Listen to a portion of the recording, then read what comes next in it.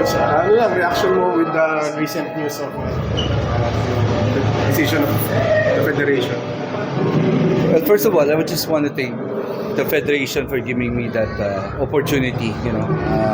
It's been a long 10 years or more I've been at helm as the head coach of the Gilas Pilipinas Women's. And just, siguro sa akin is just wanna to kung yung mga nagawa namin. And sana pagpatuloy lang ng mga who's ever gonna be the next head coach.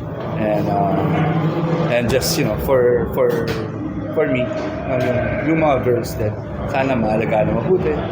And not like ganito yun. I mean, yun lang. How are you taking the decision?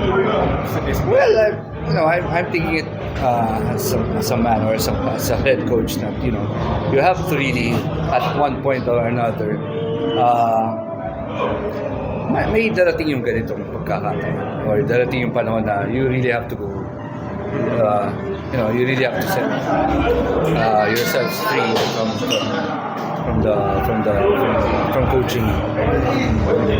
And pero marami ka na-accomplish sa Gilas. Ano lang yung parang proud mo sa state mo na yun. Yes, the first time I started coaching, the level or the rank of the Philippines was 56, and now for the last 10 years, make it to 30. That's one and then it doesn't really it's not just me na ginawa ko yun, but it's all the girls that have played for the national team. Doon ako nagpapasalamat. Doon ako natutuwa dahil kasi sila yung nag-build ng program talaga, not just me but them. Credit to them. That's the May konti bang panginayang kasi we are hosting the Asia Cup next year. In a way, yes, of course.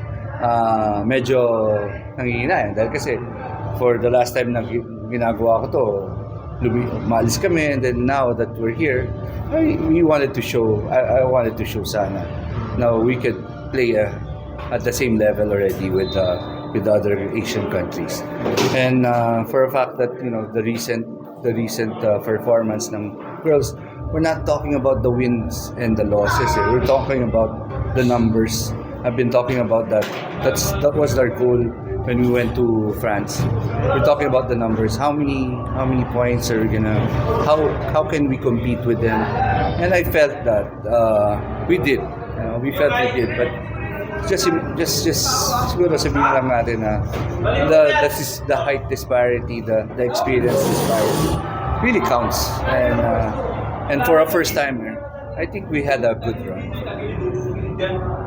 Coach, kasi nga, parang hindi rin naman biro over 12 years din kang nasa Gilas Women's head coach, program director ba, parang ano na lang yung hino-hope or wini-wish mo na sanang ma-accomplish whoever is gonna be replacing you? As I've said kanina, for the girls to, sana malagaan na mabuti, that sana buo. I mean, ang dami kasing times na kulang-kulang ako. And then pag nag-practice kami, hindi lahat kompleto and all of those things. But sana at the same time, may magkaroon ng isang called a united, mga players kasama, lahat ng the support would be there for them, yun lang. And of course, sabi ko, sana ma-outgrow yung what we did, and hopefully yun naman yung talagang walang bias or anything. I wanted to really go up, and sana magawa nila or whoever's gonna change me.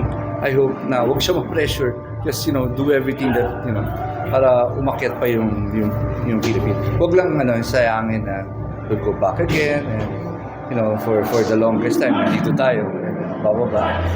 Mahirap, as in you can't imagine how hard going up and coming down and going up again.